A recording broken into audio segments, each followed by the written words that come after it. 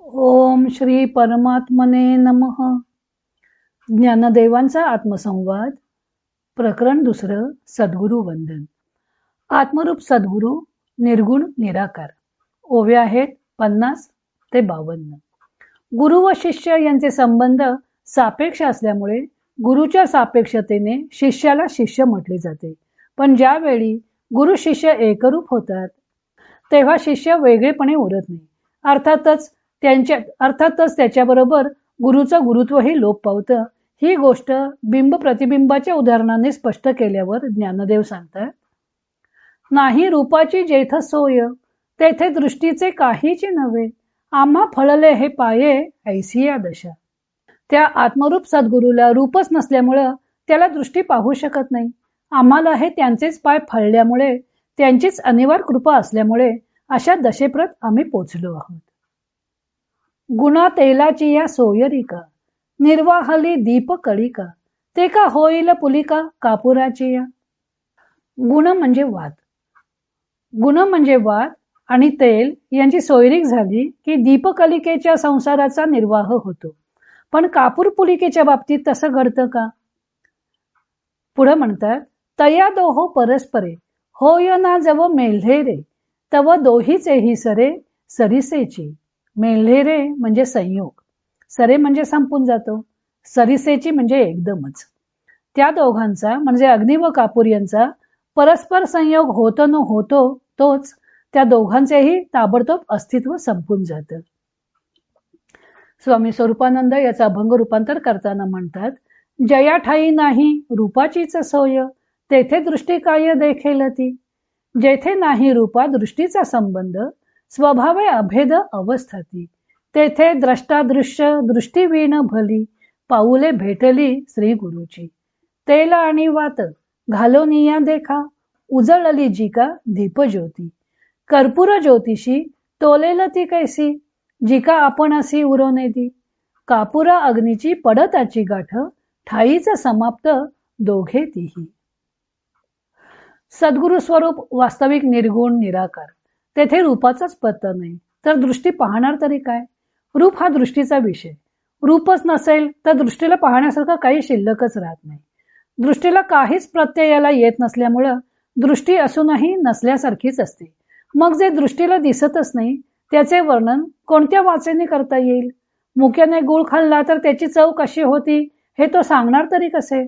सांगता येत नाही म्हणून गुळाच्या गोडीची प्रतीती आलेली नसते असं नाही.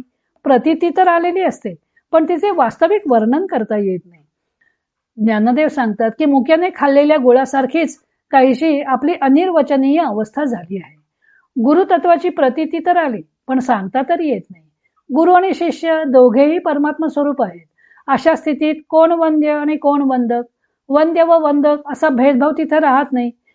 ऐसी या दशेप्रत केवळ आपण गुरुकृपेच्या बळावर पोचलो आहोत असं त्यांना वाटतं. पुढे त्यांनी वापरलेल्या 2 प्रतिमा नितांत सुंदर आहेत. ज्ञानदेव सांगतात, वात आणि तेल यांची सोयरीक झाली की दीपकलिकेच्या संसाराचा निर्वाह होतो. पण कापूर आणि अग्नी यांचा संयोग झाल्यावर दोघेही नाहीशी होतात. एखाद्या पात्रात तेल आणि वात यांचा अग्नीशी संपर्क करून दिला की दिवा तयार होतो व तो दीर्घकाळ तेवत राहतो. तेल व वातीच्या जोरावर दिव्याचा संसार आनंदाने शांतपणे चालतो. तो मंदपणे तेवत राहतो व तेल वात असेपर्यंत मंद प्रकाश देत राहतो. हा शाब्दिक ज्ञानाच्या देवीघेवी साधनीभूत होणारा गुरु शिष्य संबंध हा दीपकलिकेप्रमाणे आहे. दीपकलिकेच्या रूपाने पेट घेणारा अग्नी तेल व वात यांची सोयरीक नाहीशी करत नाही.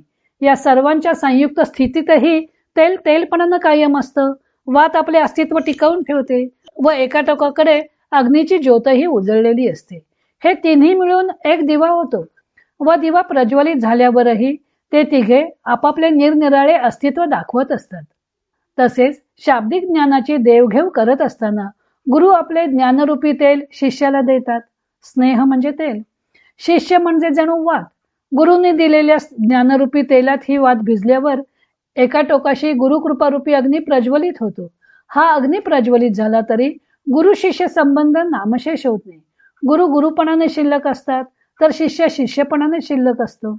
ज्ञानाच्या देवघेवी करता स्वीकारलेला गुरु शिष्यपणा ज्ञानाच्या देवघेवी नंतरही कायम राहतो. हे फक्त परोक्ष ज्ञानाच्या बाबतीत म्हणजे शास्त्रीय ज्ञानाच्या बाबतीत घडू शकतं. पण अपरोक्ष म्हणजे प्रत्यक्ष अनुभवरूप ज्ञानाच्या बाबतीत असणारा गुरु शिष्य संबंध हा कापूर आणि अग्नी यांच्या सोयरिकेसारखा आहे. कापूर व अग्नी दोघे एकमेकांना भेटल्यावर कापूर कापूरपणे आणि अग्नी अग्नीपणे वेगळा राहत नाही. हे दोघे जोपर्यंत एकमेकांना भेटत नाहीत तोपर्यंतच अलग दिसतात. पण एकदा का भेट झाली की ज्योतीत कापराचे अस्तित्व वेगळेपणे दाखवता येत नाही. कापूर अग्निरूप बनतोच आणि दोघांचे अस्तित्वही एकदमच संपुष्टात येते. तसे अनुभवरूप ज्ञान जेव्हा सद्गुरू शिष्याला देतात तेव्हा शिष्य अनुभवाच्या बाबतीत गुरूंच्या बरोबरीचा होतो. एवढंच नव्हे तर दिव्याप्रमाणे दीर्घकाळ मिणमिणत न राहता शिष्य कापराप्रमाणे क्षणार्धात आत्मार्पण करतो आणि गुरुसह नामशेष होतो. येथे गुरु व शिष्य असा द्वैत संबंध राहत नाही. दोघेही एकरूप होऊन जातात.